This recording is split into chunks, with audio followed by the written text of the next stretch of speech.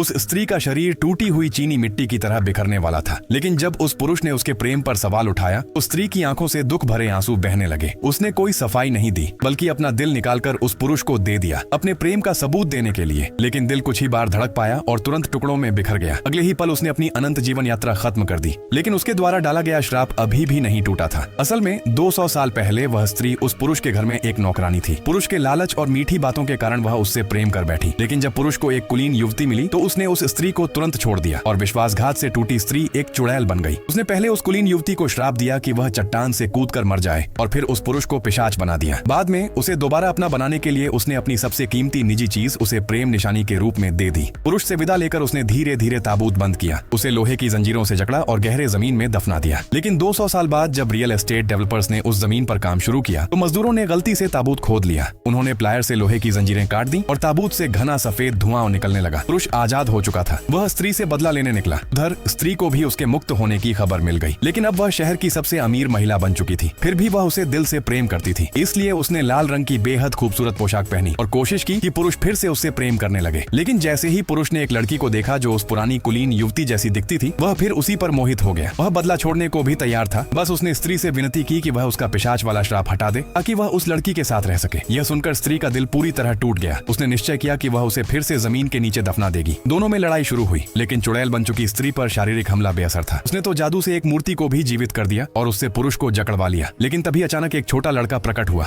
वह उस पुरुष का वंशज था। चुड़ैल की लगातार धौंस के बावजूद लड़का जरा भी नहीं डरा। उसने अपनी माँ की आत्मा को बुला लिया। आत्मा की एक चीख के साथ चुड़ैल उछलकर दूर जा गिरी और एक भारी झूमर से टकरा गई। उसकी आत्मा बुरी तरह क्षतिग्रस्त हो चुकी थी। वह मरने ही वाली थी। 200 साल से उससे प्रेम में पागल इस स्त्री को देखते हुए पुरुष को भी पहली बार थोड़ी सी मोहब्बत महसूस हुई। उसने उससे अंतिम विदाई कही। लेकिन यह वह प्रेम नहीं था जिसकी वह स्त्री आकांक्षा रखती थी। इसलिए वह बिना श्राप हटाए ही मर गई।